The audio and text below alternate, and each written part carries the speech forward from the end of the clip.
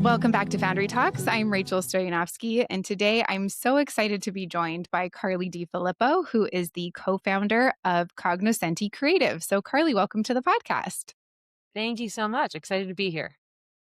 So, if you want to just kick us off, can you give a little bit of background about you and what you guys are doing?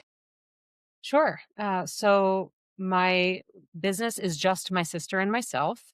She's a graphic designer and a photographer, and I'm a writer and general brand content strategist. And we both got our start in New York, but live in Colorado now. We spent like 10 years overlapping in New York City. I was very much in the world of food and restaurants. And Lauren was adjacent to that world initially, but the more I worked in food and restaurants and pulled her in for photo shoots and things, she eventually landed there too. And so basically, we started our company because we were both in house at restaurant groups. I was with Daniel Boulud in New York, and she was with Richard Sandoval out here in Denver. And we were on these parallel paths where she's more visual, I'm more verbal, but we're in Yeah. house and realizing it's a really interesting creative perspective to work on both brands and ongoing marketing creative, and then to see how it impacts the life cycle of a business as opposed to an agency perspective where sometimes you work on creative and then just walk away and don't really know what happens. Yeah. And initially, our business idea was we have the skill sets to support independent restaurateurs, small hotels, folks like that, without them going to these bigger agencies with a lot of overhead. So let's start experimenting with that. And that was in like 2015. Yeah. And then not because of the pandemic, but just a little before the pandemic, we had gotten to the point where we could really do this full time. And then when the pandemic happened, we were like, we're already working from home, we're already working for ourselves, we're already working remotely. So this works out pretty well. Yeah. Let's just go And all in. yeah, COVID was a surprisingly like good time for us, even though it was not always a great time for hospitality. But I think because it wasn't as much of a good time for restaurants, it gave us a lot of room to be doing hotel work because hotels were doing much better at the time. And that's, more or less how we got into this space. And yeah, we consider ourselves to be a branding studio. And we say that just Yeah. because it's the two of us. We have, occasional collaborators, but really the vast majority of the time it's just us doing the work. Yeah.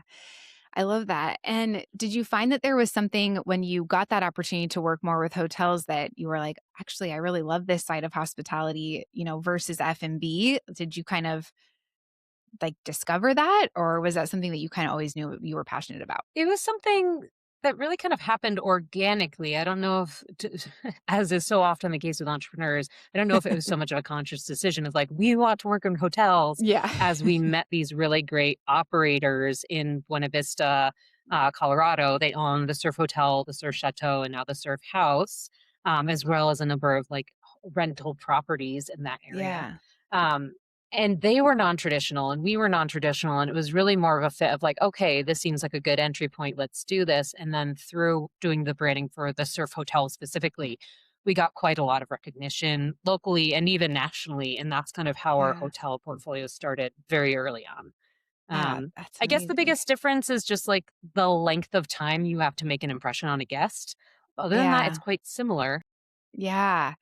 I know I started in food and beverage in hotels, and it's funny. I think that's where you really learn like like you said, you just have such a shorter impression or time period to make an impression on a guest. And oftentimes the stakes feel a little bit higher. So Yeah. it's kind of like Yeah. things slow down a little bit when you actually get to the hotel side of hospitality. For sure. And I think also hotels sometimes can, I mean, this will get into, I'm sure, some of the topics we talk about, but Yeah. hotels can be wonderful and amazing. And they can also maybe rest on their laurels a little more easily if Mhm. they have like a great location Right. or, like a great heritage story or whatever with a restaurant. Such a quick time frame to make an impression that I think sometimes restaurant professionals are way more conscious in Yeah. every interaction of like, what is this interaction? How do I get it back on track? Whereas in Mhm. hotels, you have a little bit more of an arc to like Yeah. course correct. There's a little bit of a buffer if something Yeah. goes awry. Yeah. So let's kind of jump into the branding process. When a hotel comes to you, and I'm sure that this varies by client and project, but where do you typically start in that process? hmm We place a lot of emphasis on the quality of our kind of interview and intake. We jokingly call it brand therapy. because we are trying to get to a level of depth that sometimes the operators or the owners themselves haven't gotten to. Yeah. And so that's really where we start is we want to understand why. And, Mhm. yes, sometimes there are people for whom the answer is this seemed like a good financial investment. But setting that aside, like Yeah. what is the reason you wanted this location, this Mhm. level of experience? Um, like we just want to have a sense of like what the resonance with the team is, because Mhm. that will drive so much of where the conversation can go and where we can get deep and specific. And I'm sure making sure you're aligned on that up front, I think those are things the team will naturally lean into, so it's probably so Mhm. much easier to get them on board with the creative and the storytelling if it's something that just feels natural anyways. Yeah, for sure. And I mean, ultimately, it's about thinking about the guest experience in detail. I think for our work, because again, with hotels, you have a lot of levers to pull. Like you can have outstanding design, you can have an outstanding location. And sometimes we're dealing with people who have really thought through the design piece or the architecture Yeah. piece, or even like what the on-site F&B are going to be, but sometimes they haven't thought about the guest experience and those like, what does arrival feel like? What Yeah. does, how hands off is it or how hands on is it? And so I think those are some of the conversations we need to have a sense of like, what are we trying to convey through the brand? And those are the deeper conversations that often the client hasn't gotten into just because they're not that far down the development pipeline. Yeah. Well, that leads me kind of into my next question. I was gonna say, how do you figure out what makes a property story unique? Mhm. So I'm sure that process is where you uncover a lot of that. Have you ever found, or do you find that sometimes you're uncovering a story that naturally they're sharing, but they haven't really pinpointed that before? And you're like, yeah, that's what For we should sure. lead with. All the time. I mean, again, it's the problem often of being like so close to what you're doing, right? So Yeah. you're so in the nitty gritty and the details and the permitting and the stuff that you haven't had a second to really zoom out or even the ability to have an objective perspective at that point. So Yeah. that's what we try to do is be the outside observer, the outside listener. And also, we've done some editorial work along the way, Yeah. mostly for fun on the side of Yeah. building this business. And I do think it gives us a sense of like, okay, what is the story? How do we tell this to the media and the press?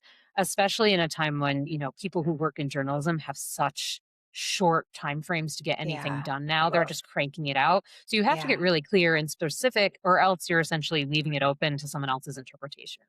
Yeah. Yeah.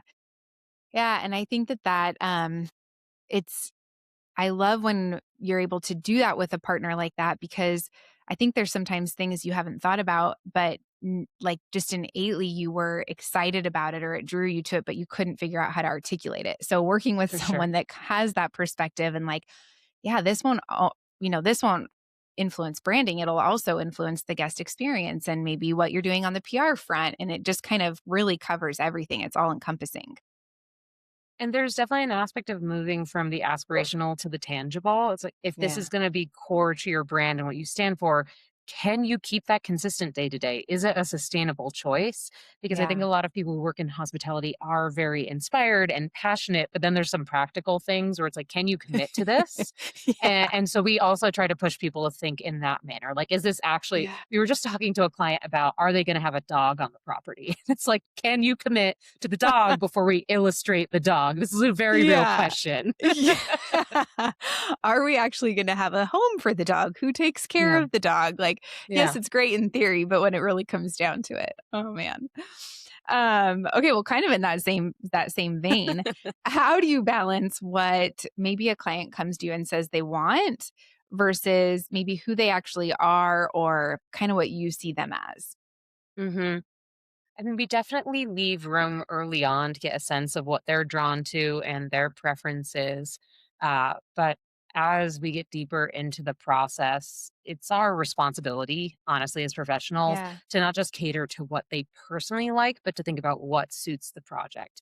And I Yeah. think that's the hardest thing that any founder probably, but certainly hospitality Yeah. founders have an issue kind of like separating from is how much of this is what you like and how much of this is the experience you're building. And especially when you have multi-founder teams, like we just worked on a project here, it has yet to open, but 4 opinionated founders Yeah. and different taste levels, different styles. And we had to keep like kind of circling the wagons and being like, okay, Yeah. here's the positioning you guys all agreed on. Here are the values you all agreed on. Like, how can we Yeah. make sure the branding reflects that as opposed to just being like, I like this illustration style, or I like that font.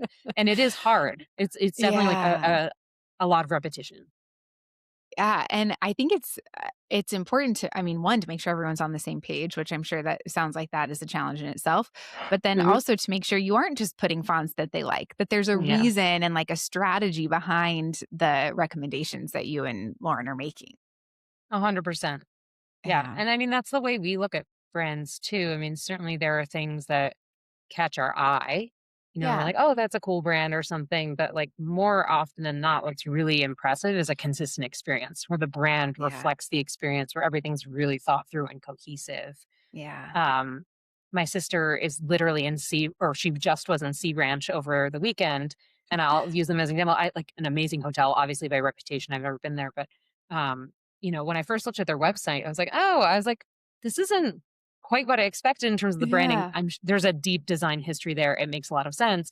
But then when I saw more pictures of the architecture and more pictures of the experience that she was sending them to me, I'm like, okay, this actually all really fits together super Yeah. well, even if it wasn't like what I expected as a total outsider from the brand. Right. Right. Yeah, and I think those are the brands that really stick with you. Like when Yeah, it it's resonates. yeah, and everything's connected and I think Derek, my partner and I, we were always like, "Oh yeah, did you notice that? Or did you notice that?" Mhm. Like how it all ties Mhm. together, which I it's subtle, but it's all so well thought out. And I love when brands are able to do that and hotels are able to do that. For sure. Yeah. Exactly. So when you are working with hotels and you're working on building hotel brands, what point in that process, and maybe this is prior to them coming on board with you, but at what point when founders are coming into a project should they be thinking about brand strategy? Mhm. I mean, admittedly, we are a very nimble team. We built ourselves to be nimble. So realistically, there are a number of different ways this happens and it works differently with different teams. For some people, we're literally working with them like at the beginning of the conception of the idea. They're still Yeah. pulling in partners, they're still fleshing it all out. And that can be a really fascinating way to work on things. Yeah. And then we have other clients where they are super specific about the design and the vision and the experience they want to build. And they can pull us in just like, I don't know, a year, 9 months before opening, and we can get it all Yeah. done because they have such clarity of vision. Yeah. That's extremely rare. But Yeah. if you're that clear and specific on what you're doing and it works, like who am I to say I needed Yeah. to be there 3 years prior to shape it? I'm not that Yeah. arrogant. I'm just here to work with the reality of what is. Yeah. Um, but I can give kind of an example of each. Like I mentioned the Surf Hotel in Buena Vista. They are very unusual developers. They are very independent, doing their own thing. They're in kind of like the new urbanist ideal of like creating Okay. these communities in these neighborhoods. And they just have a specific way of doing things that for us, our primary job, and we've been partnered with them for years and years and years now, is to figure out like how do we translate their clarity of vision to the guest, to the end user, and Mhm. how do we make these side by side concepts, because they've now built multiple, all Right. live within the same ecosystem. So that's Yeah. one type of project. But we are also more recently working on a hotel in New Orleans that's in a landmark mansion in the Garden District. That's And amazing. so fun. And when we went through the naming process with them, we uncovered layers of the history of the garden district that admittedly some of the members of the team didn't even know about the Yeah. city. And we named the property in kind of following this kind of like niche anecdote we found out, and they loved the name. And then, that was 2 years ago. And Yeah. now, 2 years later, they're like, we've shifted a lot of our thinking about this property based on that name. And so it's the creative process can be very influential to people and change the whole way they're thinking about a property. So, Yeah. like, there's pros and cons to both. Yeah. Wow, I love that it had such a big impact in how they're thinking about things even 2 years down the road. It's not just a name or design, it's really this, like, living, breathing thing that people are living Mhm. out. It's so Yeah. cool. I I mean, love it's that. super exciting for us. We're like, glad Yeah. you love it and you've invested so Yeah. much time thinking about it. Yeah. Yeah, And, like, no pressure on you guys, like, I know. it's a lot of weight to come up with something that they're How gonna many layers of meaning are you bringing to each project? Yeah. Yeah, exactly. Okay, so how do you approach naming a property? And, um, I wanna hear the answer. As a side note, we had, Jordan on, and he Yeah. is the one that had it was kinda like, our partner Trey connected with Lauren on LinkedIn, but then we Yeah. had Yeah. also worked with or had Jordan on the podcast. And you guys had a big hand in naming the Outrider Hotel, which he mentioned Yes. on a show. He's like, we actually just figured out the name, and he announced it. And so that was so fun. So I don't know if you want to maybe share a little bit about that project and then just Sure. how, in general, you approach naming a property. Yeah. Well, I think with naming, it almost never starts with just naming. I'll speak broadly and Yeah. then I'll use the Outrider as a specific Yeah. example.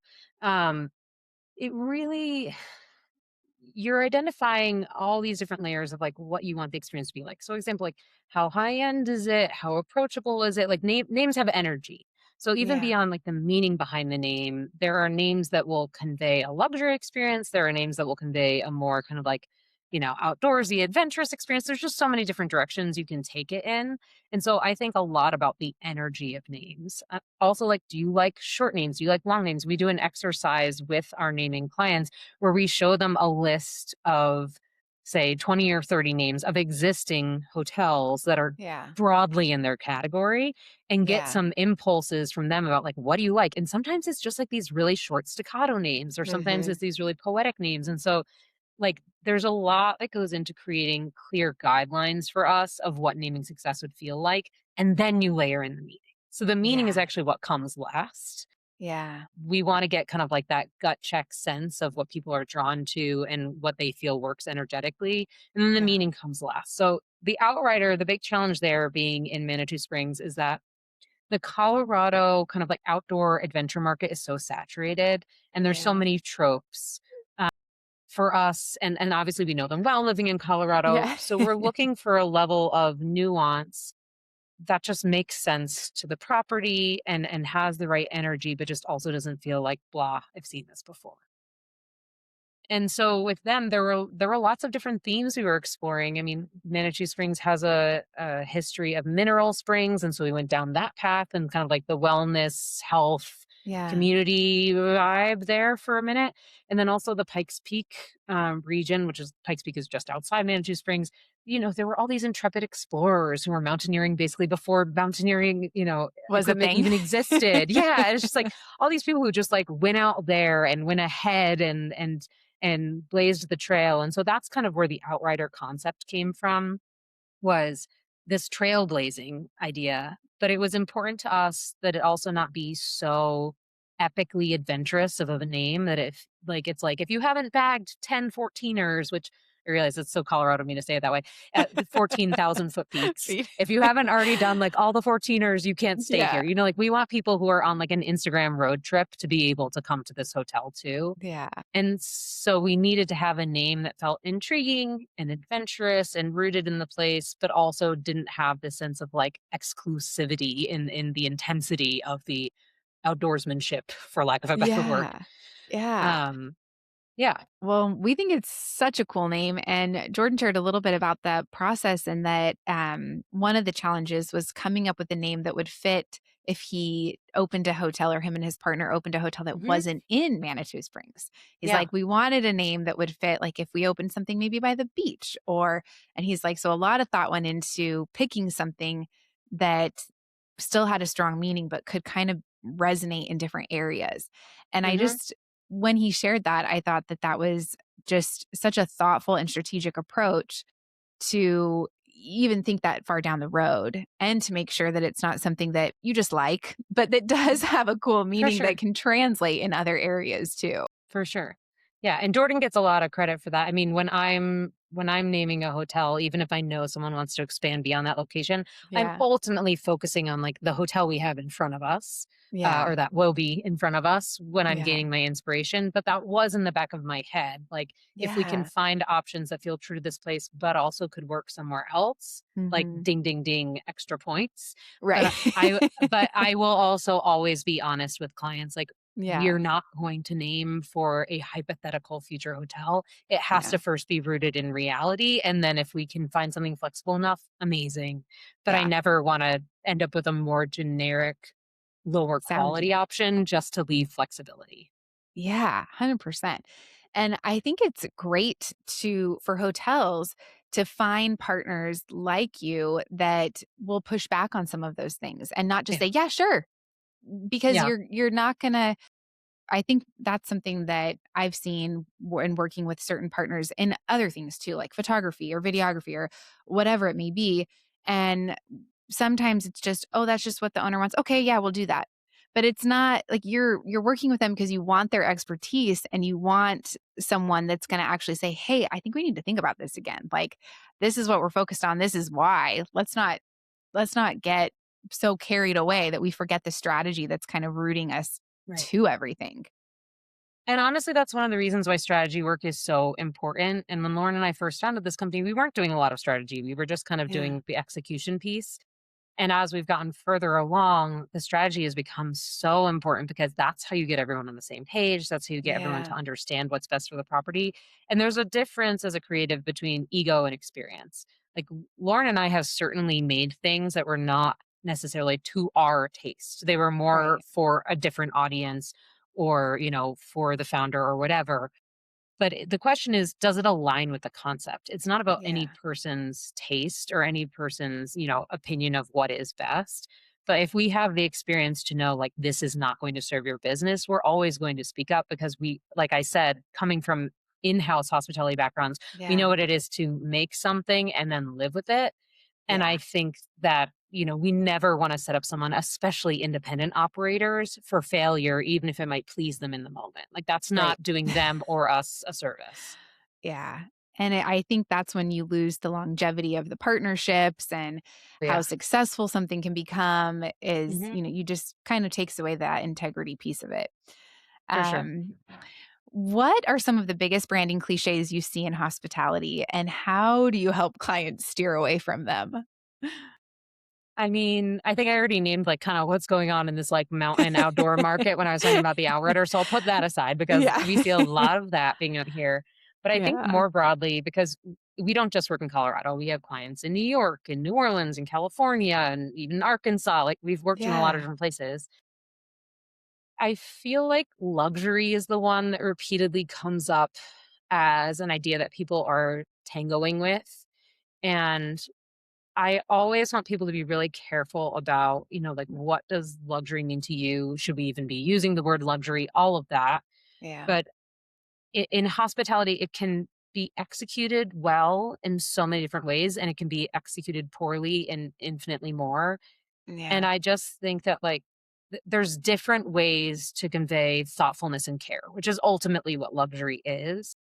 And I know I've mentioned this property a number of times, but I literally just went and stayed there myself. But like It's the top of surf hotel, mind. I know it's top of mind. So the surf hotel in Buena Vista, like, their initial product, the surf hotel, is amazing and thoughtful and wonderful. But I just went and stayed at their brand new property, the surf house. And it's a pretty hands-off experience intentionally. That's how they meant for it to be. You check in at the like, reservation desk, Right. and then you're kind of like choose your own adventure. But the way they've designed the rooms conveys Yeah. such a level of just like quality and care and Yeah. finishes that, like, you are so like cared for just physically being at that location, that you don't need the hands-on like service of, just like, do you need this? Do you need that? And like, Right. yeah, they have texting if you have a problem or whatever, but it's Yeah. intentionally crafted to give you room to do your own Mhm. thing. You don't need other people. You can choose how much you want to interact with other people. And Yeah. then there's this other, maybe kind of like more old school idea of luxury where it's like hands-on concierge, like, I never stayed at the St. Regis, but I remember my husband stayed there once and he was like, they tried to unpack my suitcase. Like, I'm just like, that's nuts. Like, I'm sure somebody wants that, but like, that's kind of Yeah. nuts for the average person. That feels almost invasive. Well, And coming so, like, from a Four Seasons background, you I know all about understand. that. But like, somebody wants that for sure. But like, that's a Yeah. different level of luxury. And then I honestly think that sometimes like the most luxurious thing is just to stay in a place where the people really know the area. So whether Yeah. you're asking for hiking trails or restaurants or just like some, interesting streets to walk down or whatever, Yeah. just like having people there who really genuinely know the area inside and out and are knowledgeable. Like to me personally, that's the pinnacle of luxury. I Yeah. would take that over any of the other stuff. And so when we're talking to guests about like what does a thoughtful, intentional, curated experience look like, it could be any of those things. It could be all of those things. But I think it's really important for operators to understand what like their version of thoughtfulness and intention looks like. And all of the above are valid, but it has to be consistent. Like it shouldn't Yeah. be someone unpacking your suitcase the second you arrive and then like no one interacts with you ever again. Like Right. you have to have an actual perspective on this and then Yeah. have that infiltrate everything you're doing. Yeah. Um, we worked with a client for a little while last year, helping them launch a brand, and they had a very specific idea of what luxury was. And so I love that you pointed out that that really does have a different meaning for everyone. And for, her, it was access to places that most people wouldn't have access to. So that was the luxury element. And I love how you explained someone that, knows ins and outs like that could be, considered luxury. And I think what sometimes people don't connect luxury to is authentic. And I think Yes. that having a really authentic stay, no matter what it is, does have that element of luxury because it doesn't feel generic. It feels unique. It feels specific to how you're experiencing the property or the destination. And so I think, yeah, I agree. I think that people should really, and hoteliers or GMs should think about, okay, what are we actually trying to communicate? And like, what does that mean to us? And what do we want our guests to feel? I think so much of that comes back to like what the guest experience, like you said at the very beginning, what are we trying to have the guest experience feel like through doing all of Mhm. these things? Mhm. Yeah, I love that. I have to give our clients a shout out here. We have some Yeah. trend consultants at a company called Menu Matters, Okay. who they wanted to have like more of a hospitality perspective on their Yeah. industry. So that's why they worked with us.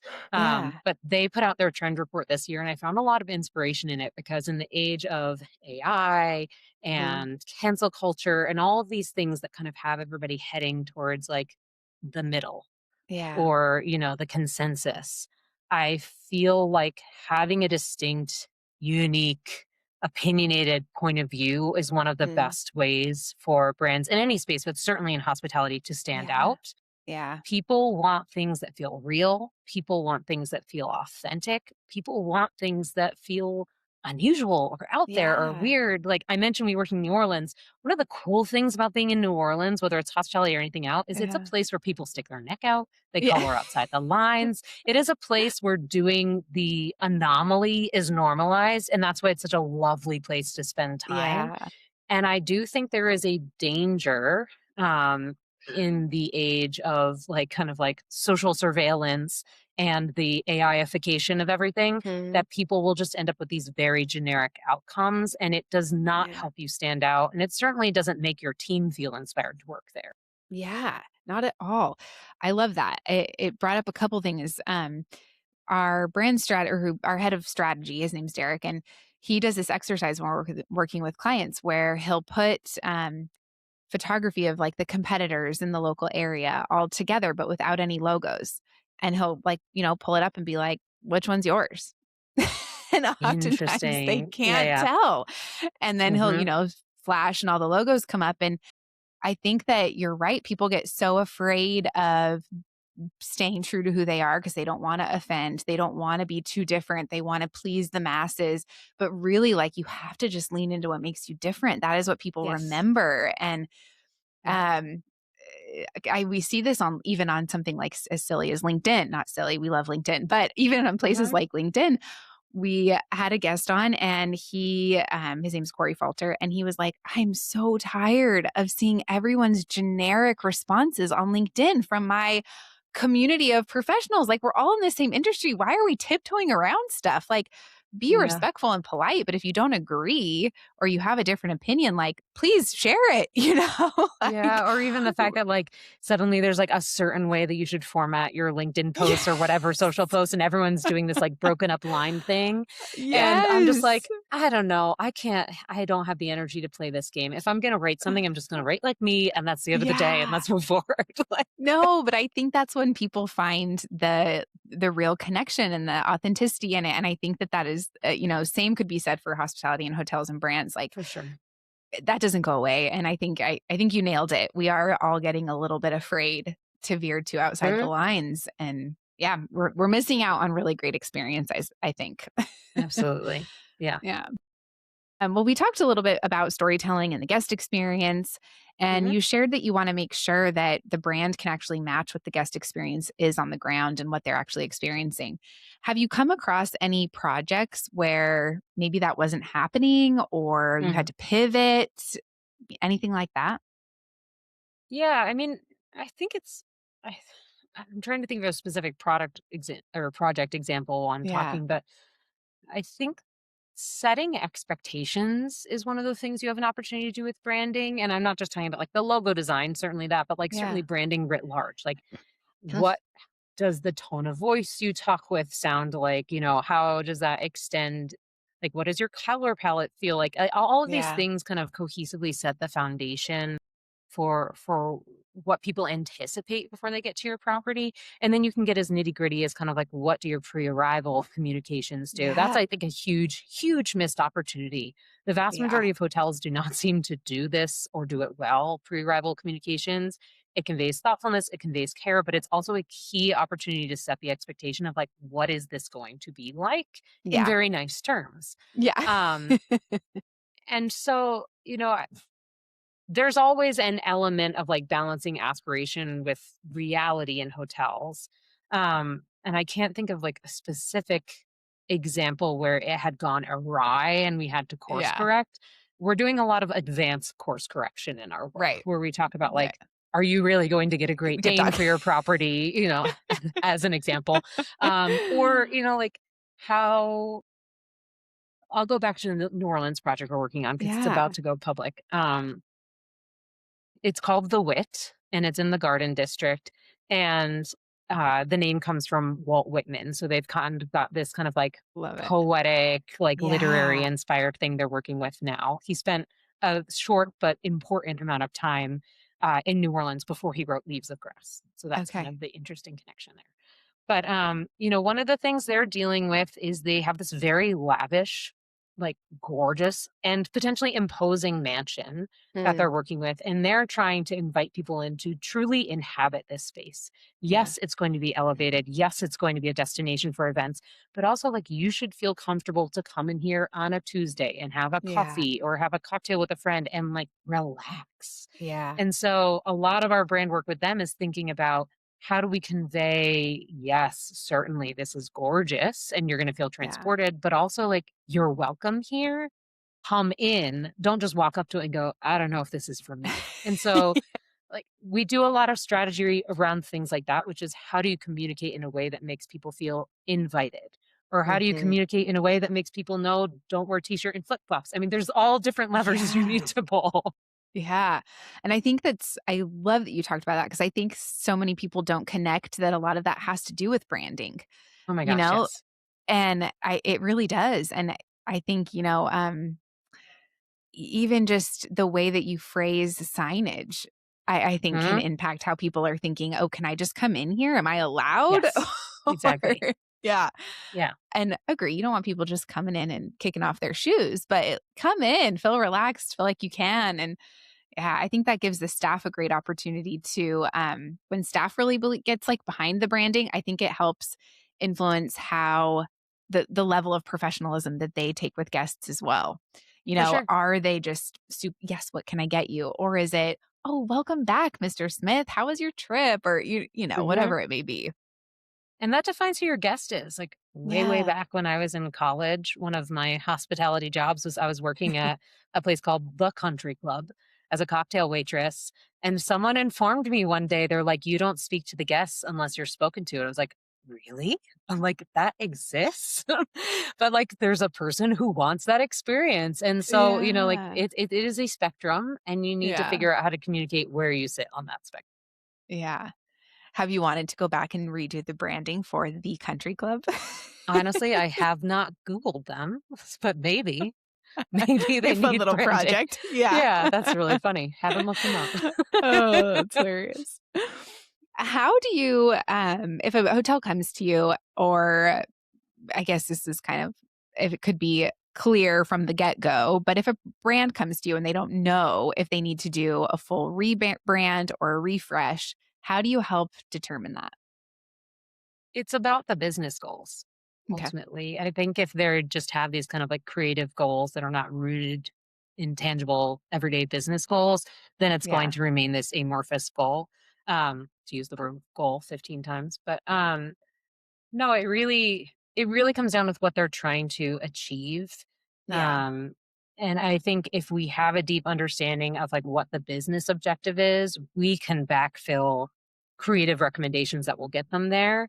And it's just much easier to do it that way because Yeah. usually we're talking to business minded people who need us to tell them what they need creatively. And that's also why we don't do kind of fixed, stiff contracts. We customize our contracts to every single client where they are and Yeah. what they need because what one company wants and what another company wants, like it's completely different in terms of their Yeah. objectives. And even sometimes when it's a rebrand, we'll give them like 3 tiers of what rebranding could look like and say, Yeah. like, this is the lightest touch, this is the medium, this is like the full scope so that Right. they can think about like what are the assets they get, what are like the tangible outcomes they get so they Yeah. know kind of where they want to opt in.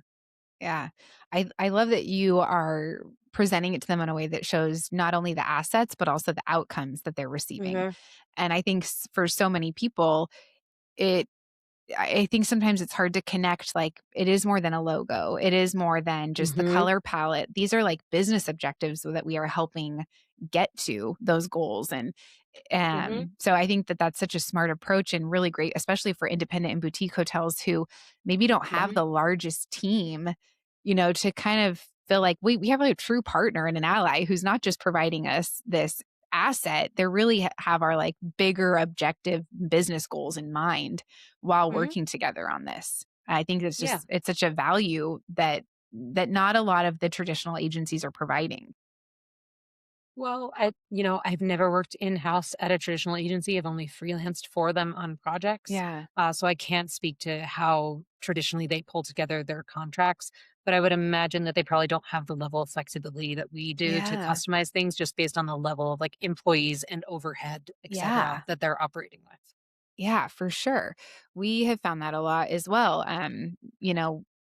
When working with different clients in different hotels, they'll say, "Oh, well, last person I was doing only could do X, Y, and Z." And, that we couldn't do anything else. Like that was what was in our allotted hours for the month or the Mhm. retainer or whatever.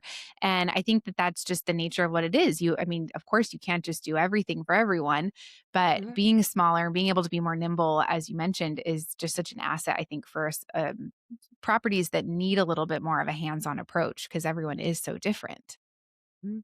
I also think it's really important. This is something we feel passionate about to be Yeah. transparent about what you are doing in house and what Yeah. is a referral in disguise.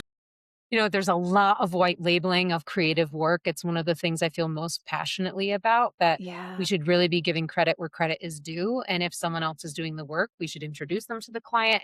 You Yeah. know, we often just do a straight referral. So, like, if, Yeah. we don't do ongoing marketing, like, we will Yeah. set people up with a foundation and then hand them off to someone who's an ongoing marketing expert. And we don't Yeah. try to pretend like we're doing it or to micromanage the relationship. It just doesn't Yeah. serve anyone. And I feel like that is hopefully the future of where creative work is going. Yeah. I feel like there are a lot of small like agencies that are truly our size who are trying to pretend they're doing what the team of 20 does. And I Yeah. think it would create a lot less stress for both them and the client if they would just introduce them to their partners as opposed to owning everything. Right. Yeah, that's interesting. I think initially I could imagine that sometimes it's like, "Oh, well, it's so many people, we just wanna take the, communication and just be like one point of contact." But you're right, it Right. does things get muddled, and then it's like, "Oh, well, I'm not actually the one doing the work. I can't really speak to it." And so I think that that's a really great approach when you're just being super transparent with what you're doing and what other people are doing. And to your point, like there is a client who doesn't want to have to make decisions, doesn't want to have to find other partners. And that person is perfect for a traditional agency where they Yeah. actually have the team of 40 who can execute all the Yeah. different things. Like that's what traditional agencies are great for. Yeah. So there is a purpose to that. I just think that when you're, a solo operator or a team of two, just lean into what you're really great at because Yeah. that's how your business will organically grow and you'll get the right types of clients. When you're pretending to be an expert in something that's not your expertise, you can actually be a graphic designer but end up having 20,000 clients coming to you for PR and it's like that's not even what you want to do. Like we Yeah. are always saying that we're like, we are not a PR agency. Here are like three great ones, and we're going to tell you Yeah. exactly why you should work with each of them, and then you go interview Yeah. them Yeah. Do you get that a lot? Do you get a lot of PR requests? all the time. And admittedly, like I did work in PR, like Yeah. partially in past roles, but I do Yeah. not have the network nor the personality for that. I have so much. I'm so impressed by the people who do that well, and I'd rather introduce Yeah. them than try to like capture extra business. Yeah. Well, and I think that's what we all want, right? We wanna be doing the things that we're passionate about and the things that we That know we're we can actually uniquely good really. at. Yeah. Yeah, Yeah. Yeah, like leaning into your talents. Yeah. Okay, a couple more questions just to wrap it up. sure. Are there any hospitality brands that you feel like are doing branding or guest experience, everything really well right now, whether it's a client or not? Yeah. No, I intentionally tried to think of one that wasn't a client for this. And also I think it's so important when answering this question to have it be a lived experience because hospitality Yeah. is a 360 thing. It's not just the branding. It'd be Yeah. hard to judge a property just on the branding alone. Yeah. And so one that I've personally been to and am very like 360 impressed with is Maroma in Riviera Maya. It's a Bellman Okay. property. It recently had like a huge remodel. It's Yeah. gorgeous.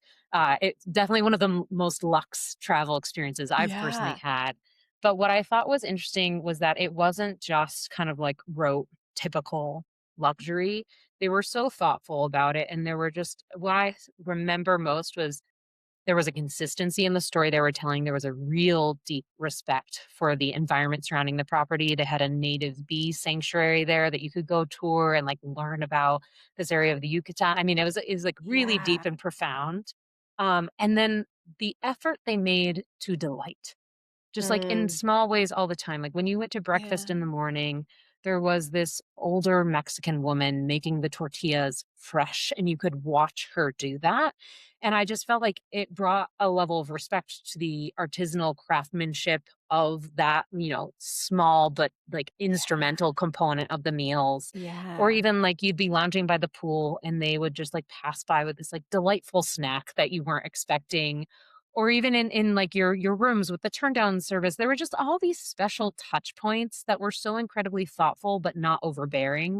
And Yeah. I thought they really, really kind of like hit it out of the park. The branding for that individual property feels like an independent, even though it's part of a bigger group. Yeah.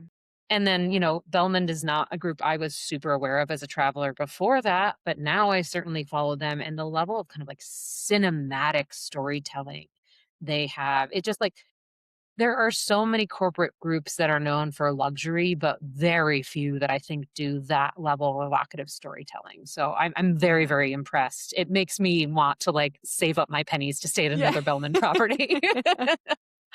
I'm with Yeah. you. I love their, like, all the Belmond train Yes. experiences Oh my that you God, the can do with trains. them. I, like, went down a rabbit hole once, and so now I get so many, in my Yes. social feeds, and everyone I'm like, "Oh, save. When can we go and do that?" But also, like, I feel like the litmus test is, especially when you're like a working professional, like email marketing, I unsubscribe from everything. I want the Yeah. emails. I actually Emails. want to see them, you know? Even though I know Yeah. I can't imminently plan that trip, I think it's so enjoyable and transportive, everything they do. Yeah. Such a good example. Okay, and then very last, your professional opinion. What and for all the GMs and hoteliers out there, what do you think independent hotels need more of when it comes to branding? Or maybe it's something not branding related. Yeah, I think we talked about this a little already, but I really think it's specificity, a point of Yeah. view, a clear sense of why they're doing what they're doing. There are certainly developers and operators out there who are collecting properties as financial investments, and that is Yeah. fine. And that doesn't, if that's just the initial engagement and then you go deeper into the why, that's fine. Like, certainly it's a Yeah. business, but you can kind of feel when you're staying at a property that's just like a spoke in a larger reel where there isn't a sense of specificity and intention to what Yeah. they're doing. And so it's really about having a clear point of view and then following through all the way Yeah. and not having this kind of scattershot like, oh, wouldn't it be cool if we do this? Or wouldn't it be cool if we do that? It's like, what is this Yeah. all representing? How are you telling a cohesive story? What are the values that you care about? And Yeah. I think people think values and they're like, "Ah, it's so generic." And I'm like, Values should not be generic." You Yeah. know, when we worked with the Outrider on their values, we got so I wish I had them in front of me. We got so specific about, like, the nuance of, like, Yeah. what does kind of, like, attentive, care to the guests look Mhm. like? What does adventure look like? And there's many different types of adventure. Like, you Yeah. wanna talk through these things in detail and make sure you have a perspective that's as layered as the complexities of a human being themselves. Yeah. And I just think that, generally speaking, independents do this better than corporate groups, Yeah. but there are a lot of independents that are still just resting on the laurels of a great location or, great reviews, but they haven't really lined up the brand and the communications of the brand and the experience of the brand so that Mhm. all those things feel like a total package. Yeah. No, such good advice, and it's funny, and, with more of the day-to-day marketing and kind of the social and email marketing and things like that that our team does for our clients, it's Mhm. great when we have those to rely on because Mhm. it is Mhm. helping you develop what content like, you don't have to think and come up with so many new ideas. I mean, you do, but you have this backbone and foundation, like, okay, these are the values. What's a cool activation that could tie into that? Or, oh yeah, that's a great offer from, a local partner, but it doesn't really line up to anything we're doing. Like it just helps give you so much clarity in the decision making to come up with what are you actually going to talk about? What are what activations are you going to run? What specials are you gonna run? What holidays do you wanna celebrate or go all out for? Mhm. And so it's like it's such an asset, and I think sometimes that gets lost, like, it isn't just this thing you do what at the beginning or maybe you do a refresh and then it just lives in a drive somewhere. Those should be living, breathing, top of mind. Yeah, and I think you bringing up the ongoing reality of marketing a property is so relevant to this. I have done social media many times over in the past of my career, and I remember what it felt like to work for brands that were not fully thought through or did not have that Mhm. level of consistency, and the well runs dry very quickly. But Yeah. when you actually have a clarity and a sense of purpose and a unique point of view, you can keep telling that story over and over in email and Mhm. social media and whatever because there is a resonant driving force behind that brand. Yeah. Whereas if it's just kind of this superficial, like we're an adventure lodge or Yeah. we're a like, beachside resort, and you're just kind of like, and like I have to post about this 3 times a week. I know. Percent. So, Yeah. yeah, I think for anyone listening, it also can help with content. So, if Yes, for that's not a sure. It reason to it's it focus sets on a it. strong foundation. Yeah. Yeah. Oh, Carly, thank you so much for your time today. If anyone wants to work with you or learn more about your guys' process, where can they find you at? The easiest is probably Instagram because everybody Yeah. has it. Yeah. We're at Cognoscenti Creative, Okay. and I know that's not an easy thing to spell, and I'm just like, oh no, am I gonna am I Well, gonna have like a spelling bee here? But it's Cognoscenti, and you can certainly cut that if you just want to add it in the show notes. We will absolutely put it in the show notes. We'll also link your Perfect. website. And then any professionals listening in the industry, Carly and Lauren are both on LinkedIn. They are good follows. And thank you again for making time to be with us and just sharing such really awesome insights and thought provoking things that I think should be more top of mind and more talked about with this in this industry. Thank you so much. I mean, as a two-person studio, we don't have a lot of opportunity to have these types of conversations, certainly not Yeah. publicly, even though we're always Yeah. having them, with our contacts. So no, it's a Yeah. real pleasure. Thank you for taking the time. Yeah, absolutely. And if you want to check out more episodes of Foundry Talks, you can find us on Spotify and Apple Podcasts.